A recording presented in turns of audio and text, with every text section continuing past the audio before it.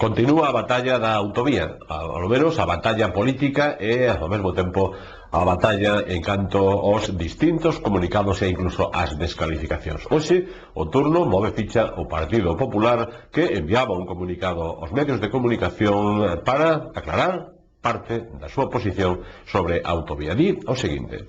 o Partido Popular quere trasladar que o compromiso adquirido no Consello Económico e Social foi o de acordar de forma unánime o trazado proposto pola Xunta e que cada partido político ou asociación presentase alegacións parciais a ese trazado co fin de melloralo. Nesa intención, e co compromiso de mellorar os servicios desta infraestructura, presentouse unha alegación co fin de achegar un último tramo tanto no casco urbano como na zona estacional, deportiva e educativa da estrada, así como proporcionar un mellor acceso dos estradenses á autovía. Coa solución proposta polo Partido Popular, os estradenses poderían entrar na variante á altura da fábrica de mobles Corral e Couto e despois de un treito aproximado de uns 500 metros circular pola autovía a Santiago.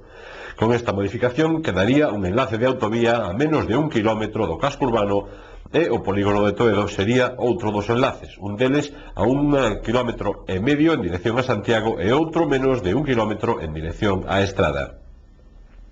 Queda constatado que a estrategia do Partido Socialista neste tema é poñer os máximos atrancos a esta infraestructura coa intención de seguir condenando a Estrada a non poder conseguir unha histórica reivindicación social. Está claro que esa foi a estrategia que seguiron durante 4 anos, mentre estiveron o goberno na Xunta, pero o compromiso do Partido Popular con esta infraestructura é claro e contundente, e aínda que aos socialistas non lles guste, a autovía Santiago vaise a executar.